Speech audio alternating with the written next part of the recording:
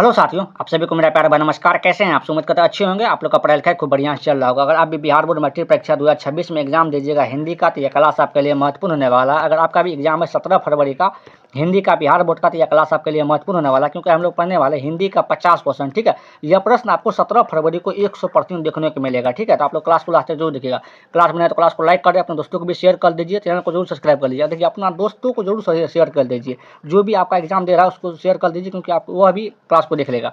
देखते हैं आज का पहला प्रश्न। आज का पहला प्रश्न है आपका यहाँ पे, और आप लोग भी क्लास को लाइक शेयर सब्सक्राइब जरूर करें कि पंडित बिरजू महाराज का जन्म कब हुआ था। तो पंडित बिरजू महाराज का जन्म कब हुआ था? 1938 में। ठीक है, एक का सही आंसर ऑप्शन नंबर डी हो जाएगा।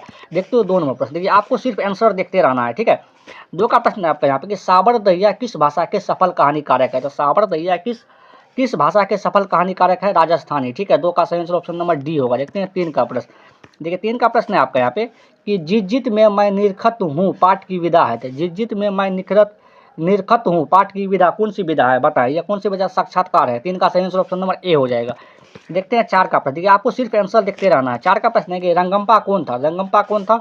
रंगम्पा एक जुआरी था। ठीक है, 4 का सही आंसर ऑप्शन नंबर ए हो जाएगा। देखते हैं हम लोग 5 का प्रश्न। देखिए, यहाँ पे 5 का प्रश्न है आपका यहाँ पे कि नलिनी बिलोचन शर्मा का जन्म कब हुआ था। तो नलिनी बिलोचन शर्मा का जन्म कब हुआ था? 1916 ईस्वी में। ठीक है, 5 का सही आंसर ऑप्शन नंबर सी हो जाएगा। देखते हैं हम लोग 6 का प्रश्न। ठीक है, 6 का प्रश्न है आपका यहाँ पे कि लेखक के घर में मछली कौन खाता था। तो लेखक के घर में मछली कौन खाता था? पिता। ठीक है, 6 का सही आंसर ऑप्शन नंबर बी हो जाएगा। देखते हैं हम लोग 7 नंबर प्रश्न। 7 का प्रश्न है आपका यहाँ पे कि खोखा के दांत किसने तोड़े? बताएं, खोखा के दांत किसने तोड़े? खोखा का दांत तोड़ा था मदन ने। 7 का सही आंसर ऑप्शन नंबर ए हो जाएगा। देखते हैं 8 का प्रश्न। 8 का प्रश्न है आपका यहाँ पे कि रामधारी सिंह दिनकर का जन्म किस जिला में हुआ था। तो रामधारी सिंह दिनकर का जन्म हुआ था, कहाँ हुआ था? बेगूसराय में। ठीक है, बेगूसराय कहाँ पड़ता है? बिहार में। ठीक है, बिहार में ही बेगूसराय जिला है।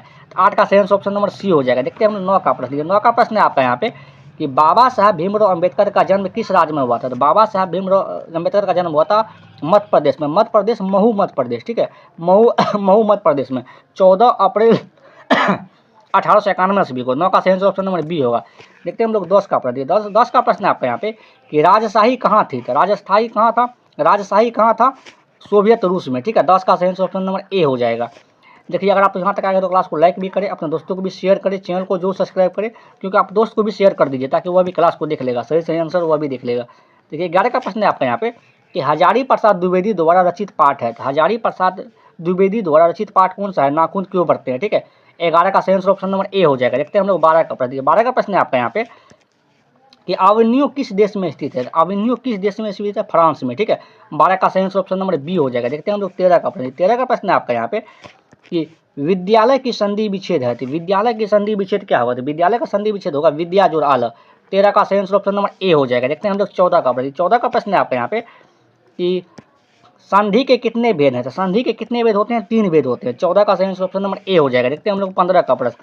ठीक है, 15 का प्रश्न है आपका यहाँ पे कि बिस्मिल्लाह खां का संबंध है। तो बिस्मिल्लाह खां का संबंध किससे चीज़ से है? शहनाई से। ठीक है, देखिए तबला से किससे है?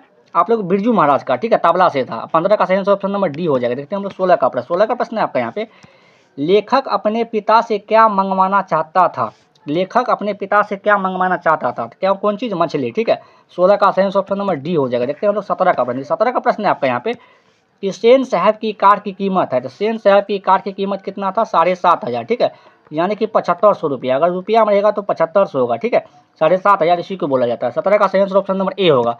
देखते हैं 18 का प्रश्न। 18 का प्रश्न है आपका यहाँ कि बहादुर कहाँ का रहने वाला था। तो बहादुर कहाँ के रहने वाला था? नेपाल का। 18 का सही आंसर ऑप्शन नंबर सी हो जाएगा। देखते हैं हम लोग 19 का प्रश्न। ठीक है, 19 का प्रश्न है आपका यहाँ पे कि इबादत का अर्थ है। इबादत का अर्थ क्या होता है? उपासना होता है। ठीक है, 19 का सही आंसर ऑप्शन नंबर ए होगा। देखते हैं हम लोग 20 का प्रश्न। 20 का प्रश्न है आपका यहाँ पे कि सर्वनाम के कितने भेद हैं। तो सर्वनाम के कितने भेद हैं? 6 भेद हैं। ठीक है, 20 का सही आंसर ऑप्शन नंबर ए हो जाएगा। देखते हैं 21 का प्रश्न। 21 का प्रश्न है आपका यहाँ पे कि बहादुर का पूरा नाम है। तो बहादुर का पूरा नाम क्या है? दिल बहादुर। ठीक है, 21 का सही आंसर ऑप्शन नंबर ए हो जाएगा। देखते हैं हम लोग 22 का प्रश्न।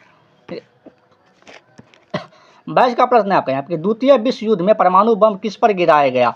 तो द्वितीय विश्व युद्ध में परमाणु बम किस पे गिराया गया था? जापान पे। ठीक है, तो 22 का सही आंसर ऑप्शन नंबर सी हो जाएगा। देखते हैं हम लोग 23 का प्रश्न। 23 का प्रश्न है आपका यहाँ पे कि ढहते विश्वास कहानी के प्रमुख पात्र है। ढहते विश्वास कहानी के प्रमुख पात्र कौन होगा? यहाँ पे लक्ष्मी हो जाएगा। ठीक है, 23 का सही आंसर ऑप्शन नंबर सी होगा। देखते हैं 24 का प्रश्न। 24 का प्रश्न है आपका यहाँ पे कि अनुज शब्द में उपसर्ग है। उपसर्ग क्या होता है, किसी शब्द के पहले लगता है, ठीक है। तो अनुज शब्द में उपसर्ग क्या होगा, तो अनुज शब्द में उपसर्ग हो जाएगा अनु, ठीक है। 24 का सही आंसर ऑप्शन नंबर बी होगा। देखते हैं हम लोग 25 का प्रश्न। देखिए 25 का प्रश्न है आपके यहाँ पे कि बिरजू महाराज किस शैली के नर्तक हैं। तो बिरजू महाराज किस शैली के नर्तक है, कथक, ठीक है। 25 का सही आंसर ऑप्शन नंबर डी हो जाएगा।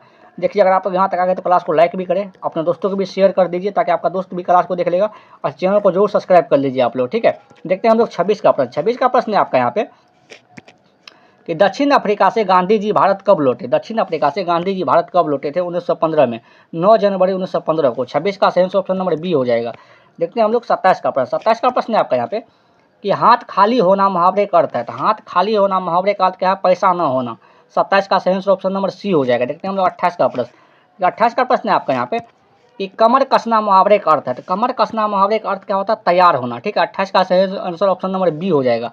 देखते हैं हम लोग 29 का प्रश्न। 29 का प्रश्न है आपका यहाँ पे कि मछली कहानी में किस वर्ग का जीवन वर्णित है। तो मछली कहानी में जो है ना किस वर्ग का जीवन वर्णित है, निम्न वर्ग का, ठीक है। 29 का सही आंसर ऑप्शन नंबर ए हो जाएगा। देखते हैं हम लोग 30 का प्रश्न। देखिए 30 का प्रश्न है आपका ना यहाँ पे कि अवन्यू किस नदी पर स्थित है। तो अवन्यू किस नदी पर स्थित है, रोन नदी पर, ठीक है। तो 30 का सही आंसर ऑप्शन नंबर क्या होगा आपका यहाँ पे, ए हो जाएगा। देखते हैं हम लोग 31 का प्रश्न। 31 का प्रश्न है आपके यहाँ पे कि श्रम विभाजन और जाति प्रथा के लेखक कौन है। तो श्रम विभाजन और जाति प्रथा के लेखक है डॉक्टर भीमराव अम्बेडकर। डॉक्टर भीमराव अम्बेडकर का जन्म कब हुआ था, 14 अप्रैल 1891 को। कहाँ हुआ था, महू मध्य प्रदेश में, ठीक है। आप लोग इसका माता और पिता का नाम कमेंट बॉक्स में बताएं। देखते हैं 32 का प्रश्न। 32 का प्रश्न है आपके यहाँ पे कि पापाती की उम्र क्या थी। तो पापाती की उम्र क्या था यहाँ पे, 12 वर्ष, ठीक है। 32 का सही आंसर ऑप्शन नंबर ए हो जाएगा। देखते हैं हम लोग 33 का प्रश्न। 33 का प्रश्न है आपका यहाँ पे कि अमराई का कुआं कहाँ है। तो अमराई का कुआं कहाँ है, रास्ते में, ठीक है। 33 का सही आंसर ऑप्शन नंबर डी होगा। देखते हैं हम लोग 34 का प्रश्न। 34 का प्रश्न है आपका यहाँ पे कि भाववाचक संज्ञा का उदाहरण है। तो भाववाचक संज्ञा का उदाहरण क्या होगा, यहाँ पे सर्दी हो जाएगा, ठीक है। 34 का सही आंसर ऑप्शन नंबर ए होगा। देखते हैं हम लोग 35 का प्रश्न। 35 का प्रश्न है आपका यहाँ पे कि स्वदेशी शीर्षक पाठ के रचनाकार है। तो स्वदेशी शीर्षक पाठ के रचनाकार कौन है, तो इसका रचनाकार कौन है हो जाएगा आपका यहाँ पे प्रेम घन हो जाएगा, प्रेम धन हो जाएगा, ठीक है। 35 का सही आंसर ऑप्शन नंबर डी हो जाएगा, प्रेम घन होगा। देखते हैं हम लोग 36 का प्रश्न। 36 का प्रश्न है आपका यहाँ पे कि शंभू महाराज बिरजू महाराज के कौन थे। तो शंभू महाराज बिरजू महाराज के चाचा था, ठीक है। 36 का सही आंसर ऑप्शन नंबर सी हो जाएगा।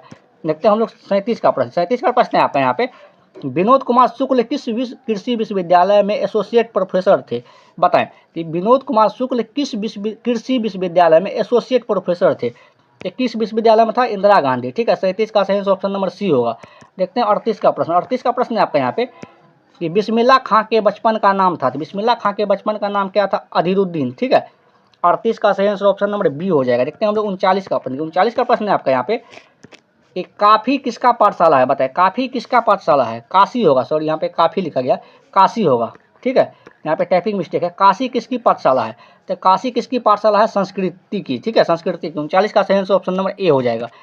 देखते हैं हम लोग 40 का प्रश्न। 40 का प्रश्न है आपका यहाँ पे कौन चाहते थे कि सभी देशों की संस्कृति की हवा उनके घर के पास बहती रहे, बताएं। कौन चाहता था, महात्मा गांधी, ठीक है। 40 का सही आंसर ऑप्शन नंबर सी हो जाएगा।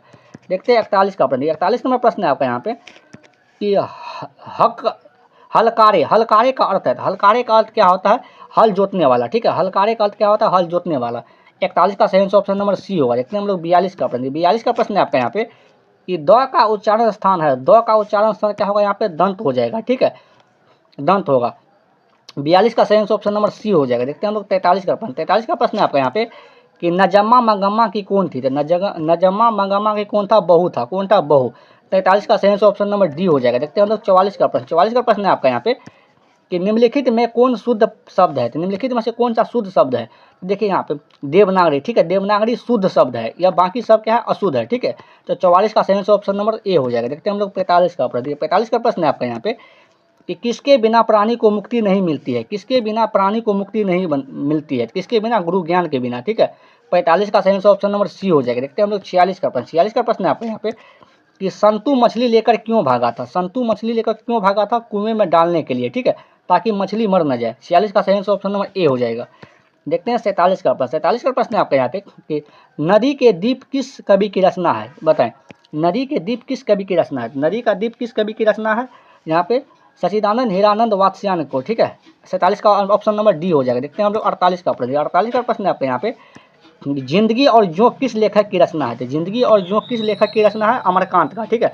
48 का सही आंसर ऑप्शन नंबर डी हो जाएगा। देखते हैं हम 49 का प्रश्न। 49 का प्रश्न है आपका यहाँ पर कि बहादुर को लेकर कौन आया था। तो बहादुर को लेकर कौन आया था, लेखक का साला। 49 का सही आंसर ऑप्शन नंबर बी हो जाएगा।